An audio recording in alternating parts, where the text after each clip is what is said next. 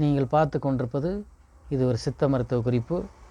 ஒரு சின்னதான மருத்துவ குறிப்பு பற்றி நம்ம பார்க்குறோம். பெரும்பாடு, பெண்களுக்கு வருகிறதான பெரும்பாடு பற்றி பார்க்குறோம். பெரும்பாடுனா ரத்தப்போக்கு, கர்ப்பப்பையிலேருந்து புண்ணு ஆனதுனால கசிவாக வந்துக்கிட்டு இருக்குது. பெரும்பாடை பற்றி நம்ம பார்க்குறோம்.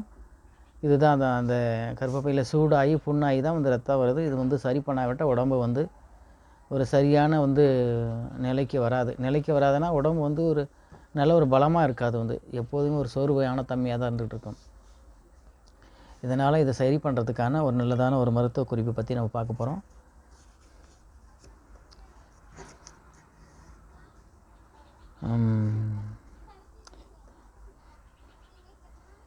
நாள்தோறும் செம்பருத்தி பூவும் அருகாம்புல்லும், இது பச்சையாக கிடைச்சா உங்களுக்கு நல்லாயிருக்கும்.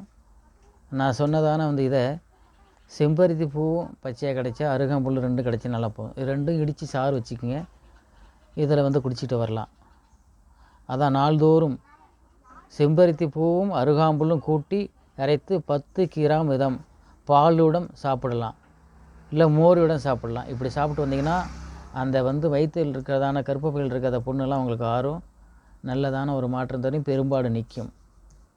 இது பச்சையாக செஞ்சால் தான் இது நல்ல ஒரு பயனளிக்கும். அதனால் என்ன பார்க்குறாங்கன்னா, செம்பருத்தி பூவும் ஒரு பூவை வச்சுக்கோங்க, அருகாம்புல்லும் எடுத்துக்கங்க, 2 அரைச்சி அந்த சாறு எடுத்துக்கங்க. அதை கூட அந்த மோர் சேர்த்து குடிச்சிட்டு வாங்க. வயிற்றில் இருக்க புண்ணும் சரியாகும், கர்ப்பப்பையில் இருக்க புண்ணும் சரியாகும்.